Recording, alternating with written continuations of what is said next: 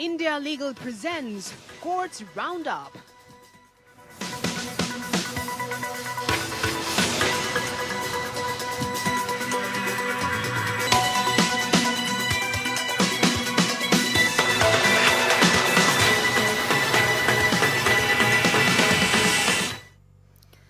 नमस्कार, मैं हूं आपके साथ नेहा दुबे। कोर्ट्स राउंडअप में आपका बहुत बहुत स्वागत है। इस बुलेटिन में अगले आधे घंटे हम आपको कोर्ट से जुड़ी तमाम छोटी बड़ी खबरों से करवाएंगे रूबरू। कोर्ट की कार्रवाई और सुप्रीम कोर्ट से लेकर हाई कोर्ट और लो कोर्ट तक के फैसलों को रखेंगे आपके सामने। तो आइए शुरू करते हैं courts roundup. India Legal presents Courts Roundup.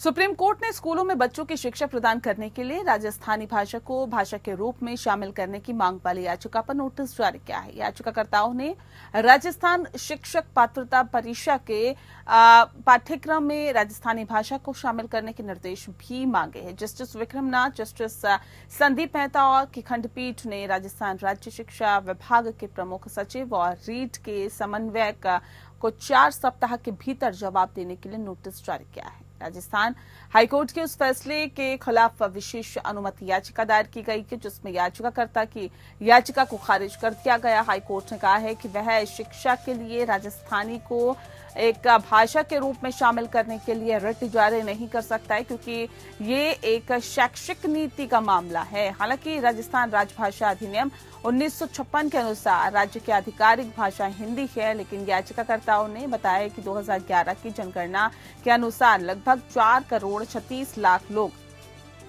Rajasthani बोलते हैं। वर्ष 2021 में राज्य शिक्षा बोर्ड ने अधिसूचना जारी की थी जिसमें कहा गया था कि विद्यालयों में शिक्षा का माध्यम हिंदी, अंग्रेजी, संस्कृत, उर्दू, पंजाबी, गुजराती होगा।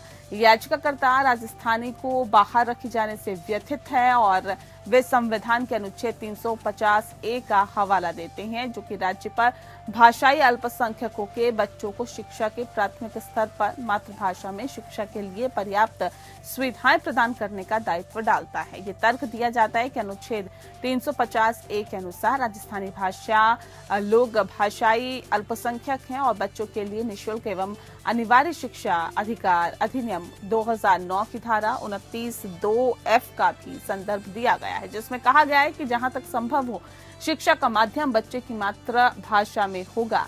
ये तर्क दिया गया है कि राज्य बच्चे की मातृभाषा में शिक्षा प्रदान करने के लिए बाध्य है, खासकर जब 14 वर्ष तक शिक्षा प्रदान करना संविधान के अनुच्छेद 21A के आधार पर राज्य पर लगाया गया कर्तव्य है।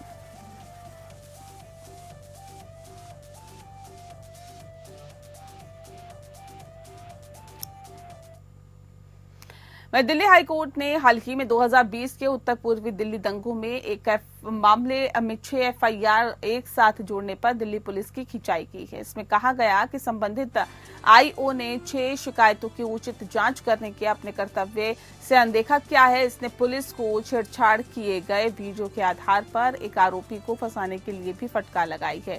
कड़कड़डुमा कोर्ट के एडिशनल जज सेशन जज पुलस्त्य प्रमांचला ने IO के आचरण का आकलन करने और उचित कदम उठाने के लिए मामले को पुलिस आयुक्त को भेज दिया है। न्यायाधीश ने करावल नगर थाने में दर्ज FIR में संदीप भाटी नामक व्यक्ति को बरी कर दिया। अज्ञात घायल व्यक्ति शाहरुख के भर्ती होने के संबंध में गुरु तेग बहादुर अस्पताल से प्राप्त सूचना के आधार पर मामला दर्ज किया गया था।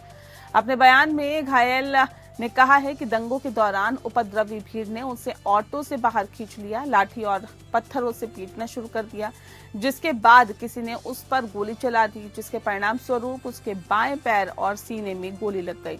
संबंधित जांच अधिकारी ने मामले में 8 और शिकायतें जोड़ी थी और साथ ही 6 शिकायतों पर मुकदमा चलाने के लिए अंतिम रुख अपनाया गया।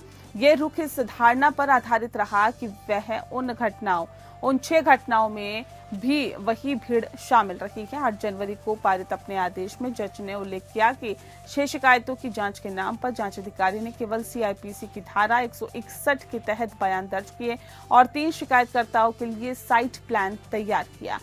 अदालत ने कहा कि जांच अधिकारी को 3 साइट प्लान तैयार करने के बारे में याद ही नहीं था और बचाव पक्ष द्वारा जिरह के दौरान ही जांच अधिकारी ने इन 3 साइट प्लान पर अपने हस्ताक्षर स्वीकार किए। उपरोक्त कदमों के अलावा 6 अन्य शिकायतों की जांच के लिए और कुछ नहीं किया गया। जांच अधिकारी ने ये भी पुष्टि नहीं की है कि ये 6 घटनाएं वास्तव में कब हुई थी। ये देखते हुए कि 6 शिकायतकर्ताओं में से किसी ने भी अपनी अपनी घटना नहीं देखी थी, न्यायालय ने कहा कि जांच अधिकारी ने उनकी सूचना के स्रोत या ऐसी घटनाओं के किसी गवाह का पता लगाने की जहमत नहीं उठाई।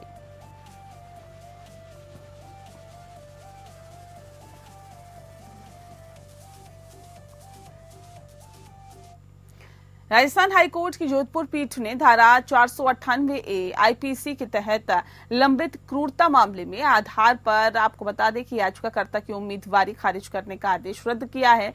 ये फैसला सुनाते हुए याचिकाकर्ता केवल विचाराधीन व्यक्ति हैं और मुकदमे के परिणाम के आधार पर उसका भाग्य अभी तय होना बाकी है। इसके अलावा अदालत ने कहा है कि विवाह के टूटने मात्र को ही इस तरह नहीं माना जा सकता है कि पति एकमात्र दोषी पक्ष है और ऐसे में क्योंकि उसकी पत्नी ने उसके खिलाफ आपराधिक आरोप लगाए हैं जो अभी साबित होने बाकी है। अदालत ने प्रतिवादियों की इस दलील को खारिज किया, चूंकि आरोप पत्र दाखिल हो चुका है, इसीलिए याचिकाकर्ता नियुक्त किए जाने के योग्य नहीं है। अदालत ने पाया कि ये आदेश केवल लंबित आपराधिक आरोपों के आधार पर उसकी नियुक्ति पर अन्यायपूर्ण तरीके से रोक लगाता है, जिससे संविधान के अनुच्छेद 14 और 21 के तहत याचिकाकर्ता के अधिकारों का उल्लंघन होता है।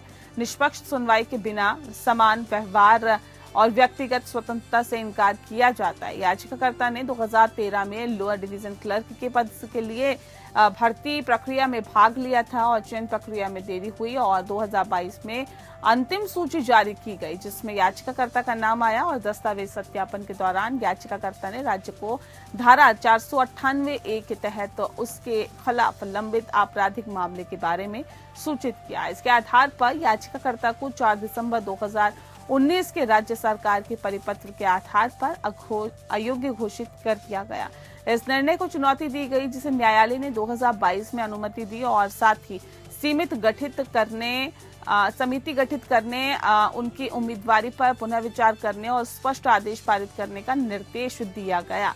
इसके बाद उसी सर्कुलर के आधार पर उम्मीदवारी को फिर से खारिज कर दिया गया। न्यायालय ने मुकेश कुमार बनाम राजस्थान राज्य और अन्य में न्यायालय के समन्वय पीठ के निर्णय का हवाला दिया, जिसमें ये माना गया कि लंबित आपराधिक मामले के आधार पर नियुक्ति से इनकार नहीं किया जा सकता है। इस प्रकार न्यायालय ने फैसला सुनाया और लोअर डिवीजन क्लर्क पद के लिए याचिकाकर्ता की उम्मीदवारी खारिज करने का आदेश और समिति की रिपोर्ट मनमाना, अनुचित और उचित विचार का अभाव है, जिसे रद्द करने के लिए न्यायिक हस्तक्षेप की आवश्यकता है। ये माना गया कि नौकरी के विज्ञापन के समय कोई भी कार्रवाई जो है वो लंबित नहीं थी और प्रतिवादी की देरी ने याचिकाकर्ता को एक सही नियुक्ति से वंचित कर दिया। तो सुप्रीम कोर्ट ने माना कि केंद्र सरकार के विभाग में प्रतिनियुक्ति के आधार पर राज्य सरकार के कर्मचारी द्वारा की गई सेवा उसे केंद्रीय सिविल सेवा पेंशन नियम 1972 या सीसीएस पेंशन रूल्स के अनुसार पेंशन का अधिकार नहीं देगी। चीफ जस्टिस संजीव खन्ना और जस्टिस संजय कुमार की खंडपीठ ने कलकत्ता हाईकोर्ट के फैसले को पलटते हुए भारत संघ की अपील स्वीकार की, जिसने केंद्रीय प्रशासनिक न्यायाधिकरण या कैट का आदेश बरकरार रखा, जिसमें निर्देश दिया गया कि प्रतिवादी कर्मचारी की पेंशन की गणना केंद्रीय वर्तमान वेतनमान के आधार पर की जाए। ये मामला प्रतिनियुक्ति की व्याख्या और पेंशन प्राप्तता पर इसके प्रभाव से संबंधित है। प्रतिवादी फणी भूषण कुंडू 1968 से पश्चिम बंगाल सरकार की सेवा में थे और 1991 में उन्हें भारत सरकार के तहत पशुपालन आयुक्त के रूप में नियुक्त किया गया। उन्हें उक्त पद पर नियुक्ति करने वाले पत्र में स्पष्ट रूप से कहा गया, नियुक्ति अगले आदेश तक प्रतिनियुक्ति के आधार पर स्थानांतरण द्वारा की गई। सितंबर 1992 में वे सेवा से रिटायर हो गए। एक त्रुटि के कारण भारत सरकार ने उन्हें उनके मूल विभाग में वापस नहीं भेजा। हालांकि उनकी पेंशन के कागजात राज्य सरकार द्वारा संसाधित किए गए हैं। कैट और हाईकोर्ट ने माना कि प्रतिनियुक्ति पर नियुक्ति से कर्मचारी के पक्ष में अपरिवर्तनीय अधिकार बनाया गया और उसने अवशोषित होने का अधिकार हासिल कर लिया था। मुख्य कानूनी मुद्दा ये था कि क्या प्रतिनियुक्ति पर उनकी सेवा उन्हें केंद्रीय सिविल सेवा पेंशन अधिनियम 1972 के तहत पेंशन प्राप्त करने का हकदार बनाती है। सुप्रीम कोर्ट ने टिप्पणी की, हमारी राय में कैट द्वारा व्यक्त किया गया दृष्टिकोण और हाईकोर्ट द्वारा बरकरार रखा गया कानून के विपरीत है और टिकाऊ नहीं है। सेवा कानून में प्रतिनियुक्ति शब्द का दायरा और अर्थ इस न्यायालय द्वारा पंजाब राज्य और अन्य बनाम इंदर सिंह और अन्य में समझाया गया, जिसका अर्थ है कैडर के बाहर प्रतिनियुक्ति की अवधि समाप्त होने के बाद ऐसा कर्मचारी उसी पद पर रहने के लिए अपने मूल विभाग में वापस आ जाता है, जब तक कि इस बीच उसने भर्ती नियमों के अनुसार अपने मूल विभाग में पदोन्नति हासिल नहीं कर ली हो। न्यायालय ने कहा कि प्रतिवादी कर्मचारी का पश्चिम बंगाल पेंशन नियमों के अनुसार पेंशन मिल रही थी, जिससे ये साबित होता है कि पश्चिम बंगाल राज्य सरकार का कर्मचारी था। इसीलिए न्यायालय ने कहा है कि वे सीसीएस पेंशन रूल्स के अनुसार पेंशन पाने का हकदार नहीं होगा।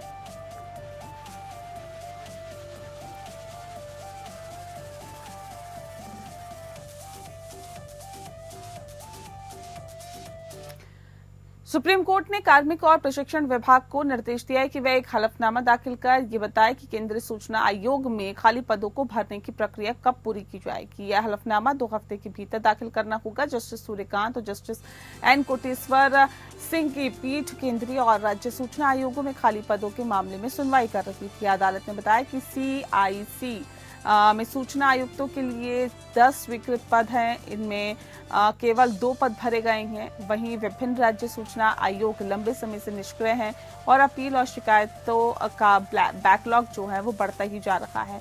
सुप्रीम कोर्ट ने केंद्र और राज्य सरकारों को निर्देश दिया है कि वे समयबद्ध तरीके से पर्याप्त संख्या में आयुक्तों की नियुक्ति करें और अदालत ने कार्मिक और प्रशिक्षण विभाग को निर्देश दिया है कि केवल उन्हीं उम्मीदवारों को नियुक्त किया जाए जिन्होंने सरकार के विज्ञापन के जवाब में आवेदन किया। आरटीआई कार्यकर्ता लोकेश बत्रा द्वारा दायर एक आरटीआई के जवाब में कार्मिक और प्रशिक्षण विभाग ने जुलाई 2024 में कहा था कि आवेदकों की जानकारी को प्रधानमंत्री द्वारा गठित खोज समिति को भेजा जाएगा। मंगलवार को सुप्रीम कोर्ट ने केंद्र सरकार को आदेश दिया कि वह खोज समिति के सदस्यों को और आवेदन करने वाले उम्मीदवारों की सूची सार्वजनिक करे। सुप्रीम कोर्ट ने पाया कि झारखंड का राज्य सूचना आयोग पिछले 4 साल से निष्क्रिय है। अदालत ने राज्य सरकार को निर्देश दिया कि वह 9 हफ्ते के भीतर सूचना आयुक्तों की नियुक्ति प्रक्रिया पूरी करे।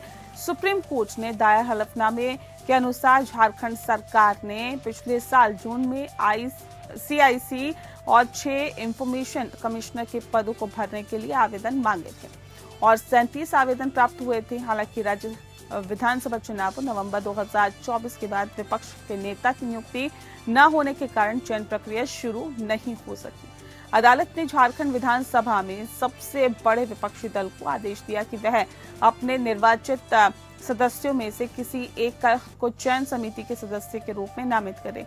जहां चयन प्रक्रिया शुरू हो चुकी है, वहां सुप्रीम कोर्ट ने निम्नलिखित निर्देश दिए हैं। आवेदकों की सूची 1 हफ्ते में जारी की जाए।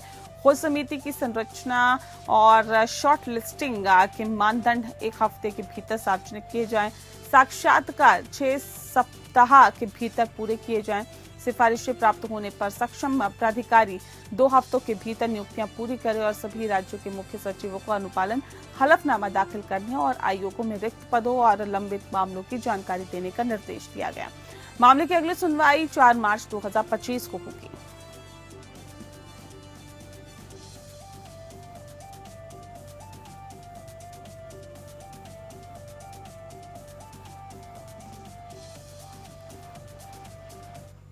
Jammu Kashmir and Ladakh high court ने बलात्कार और आत्महत्या के लिए उकसाने के मामले में आरोपियों को जमानत देने से इनकार करते हुए जोर देकर कहा है कि आमतौर पर मुकदमा शुरू होने के बाद बलात्कार या हत्या जैसे जघन्य अपराधों में जमानत नहीं दी जानी चाहिए।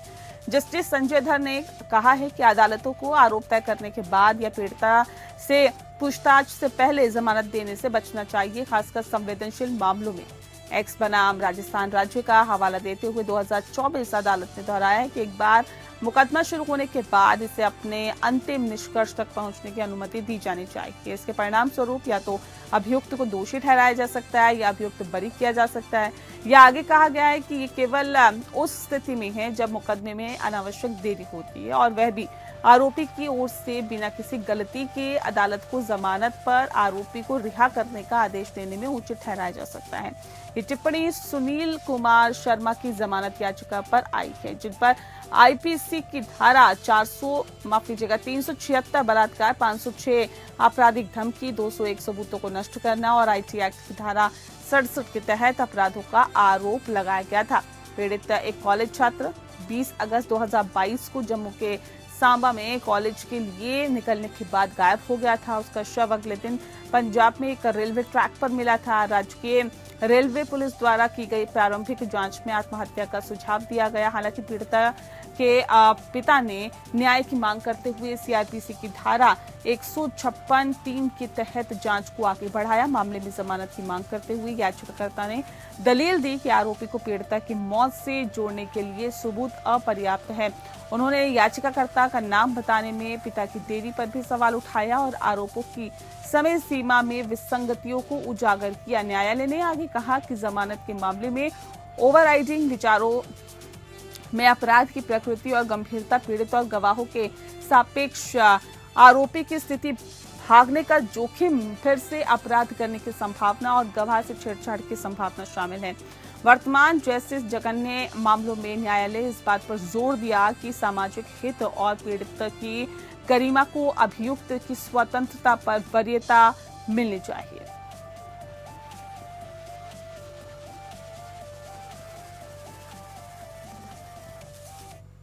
अपने ही आश्रम के एक शिष्य के साथ यौन दुराचार के मामले में आजीवन कारावास की सजा काट रहे आसाराम को आखिरकार करीब 11 साल 7 महीने बाद मंगलवार को पहली बार अंतरिम जमानत मिल गई। सुप्रीम कोर्ट से राहत मिलने के बावजूद आसाराम राजस्थान के मामले में राहत मिलने तक जेल से बाहर नहीं आ सकते थे।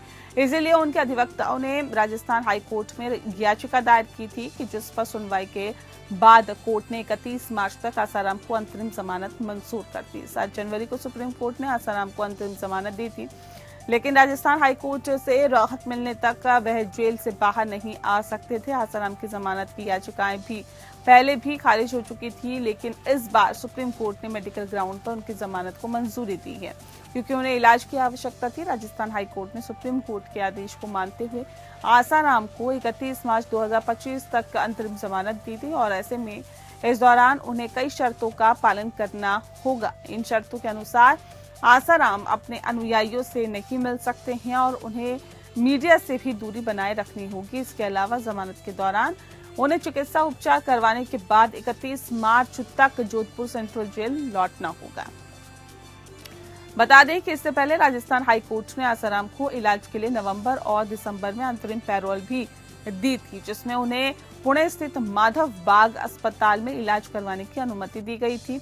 इस दौरान उन्हें पुलिस सुरक्षा में अस्पताल में इलाज करवाना था और अनुयायियों से मिलना भी मना था। आसाराम को 31 अगस्त 2013 को जोधपुर पुलिस ने गिरफ्तार किया था और तब से वह जोधपुर सेंट्रल जेल में बंद थे। अब 11 साल बाद उन्हें बड़ी राहत मिली है।